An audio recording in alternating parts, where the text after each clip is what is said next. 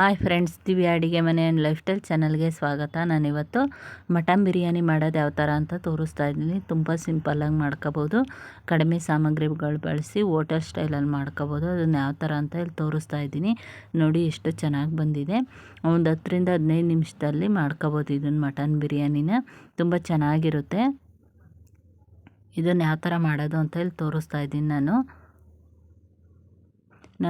ನಾನು ಮಾಡಿರೋ ವಿಧಾನದಲ್ಲಿ ಮಾಡೋದ್ರಿಂದ ತುಂಬ ಚೆನ್ನಾಗಿ ಬರುತ್ತೆ. ನೋಡಿ ಎಷ್ಟು ಎಮ್ಮೆಯಾಗಿ ಕಾಣಿಸ್ತಾ ಇದೆ.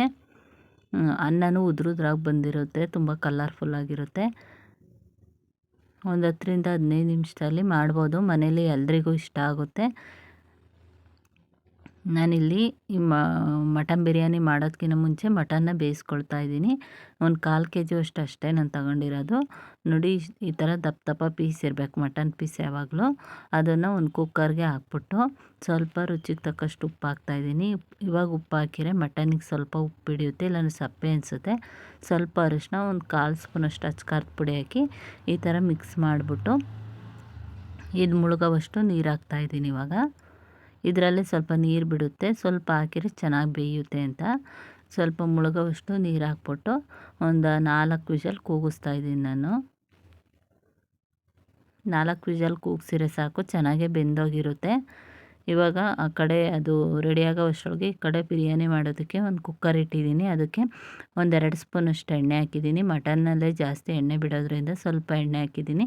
ಅದಕ್ಕೆ ಹೋಲ್ ಸ್ಪೈಸಸ್ ಹಾಕಿದ್ದೀನಿ. ಮರಾಠಿ ಮೊಗ್ಗು, ಸ್ಟಾರ್ ಹೂವು, ಲವಂಗ, ಏಲಕ್ಕಿ, ಚಕ್ಕೆ ಮತ್ತು ಪಲಾವ್ ಎಲೆ ಹಾಕ್ಬಿಟ್ಟು ಈ ಥರ ಚೆನ್ನಾಗಿ ಮಿಕ್ಸ್ ಮಾಡ್ತಾಯಿದ್ದೀನಿ. ಇದೆಲ್ಲ ಚೆನ್ನಾಗಿ ಫ್ರೈ ಆದಮೇಲೆ 1-2 ಈರುಳ್ಳಿನ ಈ ಥರ ಉದ್ದುದಕ್ಕೆ ಸಣ್ಣದಾಗಿ ಹಚ್ಚಾಕ್ಬಿಟ್ಟು ಫ್ರೈ ಮಾಡ್ಕೊಳ್ತಾ ಇದ್ದೀನಿ. ತುಂಬ ಚೆನ್ನಾಗಾಗುತ್ತೆ ಮತ್ತು ಸಿಂಪಲ್ಲಾಗಿರುತ್ತೆ, ಏನೂ ರುಬ್ಬೋ ಅವಶ್ಯಕತೆ ಇಲ್ಲ. ಇವಾಗ ಸ್ವಲ್ಪ ಈರುಳ್ಳಿ ಫ್ರೈ ಆದಮೇಲೆ ಶುಂಠಿ ಬೆಳ್ಳುಳ್ಳಿ ಪೇಸ್ಟ್ ಹಾಕ್ತಾಯಿದ್ದೀನಿ. ಅದ್ರದ್ದು ಹಸಿ ವಾಸನೆ ಹೋಗೋ ಥರ ಚೆನ್ನಾಗಿ ಫ್ರೈ ಮಾಡ್ಕೋಬೇಕು. ನೋಡಿ ಅದೆಲ್ಲ ಚೆನ್ನಾಗಿ ಫ್ರೈ ಆದಮೇಲೆ ಇವಾಗ 1-2 ಚೆನ್ನಾಗಿ ಹಣ್ಣಾಗಿರೋಂಥ ಹುಳಿ ಟೊಮೊಟೊ ಹಾಕ್ತಾಯಿದ್ದೀನಿ. ಇದು ಹಾಕಿದ್ರೆ ಸಾಕು, ಜಾಸ್ತಿ ಹುಳಿ ಬೇಡ. ನಿಂಬೆಹಣ್ಣು ಎಲ್ಲ ಹಿಂಡ್ತಾರೆ, ಅದೆಲ್ಲ ಬೇಡ ಅನಿಸುತ್ತೆ. ಇದೇ ಚೆನ್ನಾಗಾಗುತ್ತೆ. ಇವಾಗ ಟೊಮೊಟೊ ಈರುಳ್ಳಿ ಎಲ್ಲ ಚೆನ್ನಾಗಿ ಫ್ರೈ ಆಗಬೇಕು. ಅದಕ್ಕೆ ನಾನು ರುಚಿಗೆ ತಕ್ಕಷ್ಟು ಉಪ್ಪು ಹಾಕ್ತೀನಿ. ಮಟನ್ಗೂ ಉಪ್ಪು ಹಾಕಿರೋದ್ರಿಂದ ನೋಡ್ಕೊಂಡು ಹಾಕಬೇಕು. ಉಪ್ಪು ಮತ್ತು ಸ್ವಲ್ಪ ಅರಿಶಿನ ಹಾಕ್ತಾಯಿದ್ದೀನಿ. ಹಾಕ್ಬಿಟ್ಟು ಚೆನ್ನಾಗಿ ಫ್ರೈ ಮಾಡ್ಕೊಳ್ತಾ ಇದ್ದೀನಿ. ಟೊಮೊಟೊ ಮತ್ತು ಈರುಳ್ಳಿ ಎಲ್ಲ ಚೆನ್ನಾಗಿ ಸಾಫ್ಟ್ ಆಗಬೇಕು. ಇವಾಗ ನೋಡಿ ಎಲ್ಲ ಎಣ್ಣೆ ಬಿಟ್ಕೊಂಬಂದಿದೆ. ಇವಾಗ ನಾನು ಡ್ರೈ ಪೌಡರ್ಸ್ ಹಾಕ್ತಾಯಿದ್ದೀನಿ.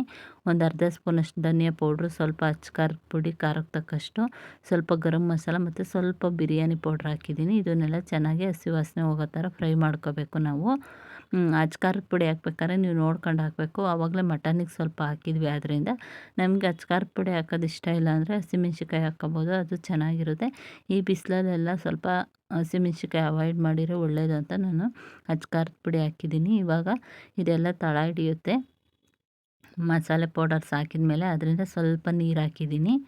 ನೀರು ಹಾಕಿದರೆ ಚೆನ್ನಾಗಿ ಮಸಾಲೆ ಎಲ್ಲ ಹೊಂದ್ಕೊಳ್ಳುತ್ತೆ. ಇವಾಗ ಸ್ವಲ್ಪ ಕೊತ್ತಂಬರಿ ಸೊಪ್ಪು ಮತ್ತು ಸ್ವಲ್ಪ ಪುದೀನ ಹಾಕ್ಬಿಟ್ಟು ಈ ಥರ ಫ್ರೈ ಮಾಡ್ಕೊಳ್ತಾ ಇದ್ದೀನಿ. ಇದೆಲ್ಲ ರೆಡಿ ಆದಮೇಲೆ ಇವಾಗ ಆವಾಗಲೇ ಮಟನ್ ಬೇಯಿಸ್ಕೊಂಡಿದ್ನಲ್ಲ ಅದನ್ನು ಹಾಕ್ತಾಯಿದ್ದೀನಿ. ನೋಡಿ ಮಟನ್ನು ಚೆನ್ನಾಗಿ ಬೆಂದಿದೆ. ಹಾಕ್ಬಿಟ್ಟು ನೀರು ಸಮೇತ ಹಾಕ್ಬಿಟ್ಟು ಚೆನ್ನಾಗಿ ಮಿಕ್ಸ್ ಮಾಡ್ಕೊಳ್ಳೋದಷ್ಟೇ. ಇದು ಒಂದು ಸ್ವಲ್ಪ ಮಸಾಲೆ ಜೊತೆಗೆ ಹೊಂದ್ಕೊಳ್ಳಿ ಅಂತ ಕುದಿಯೋದಕ್ಕೆ ಬಿಟ್ಟಿದ್ದೀನಿ. ಅದಾದಮೇಲೆ ಇವಾಗ 1.5 ಗ್ಲಾಸಷ್ಟು ಅಕ್ಕಿ ಹಾಕ್ತಾಯಿದ್ದೀನಿ.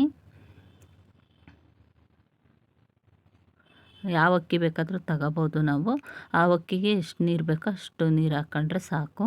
ನಾನಿಲ್ಲಿ ಮಾಮೂಲಿ ಸೋನಾ ಮಸೂರಿ ಅಕ್ಕಿ ಅಂತಾರಲ್ಲ ಅದನ್ನು ಹಾಕಿದ್ದೀನಿ ಅಷ್ಟೇ.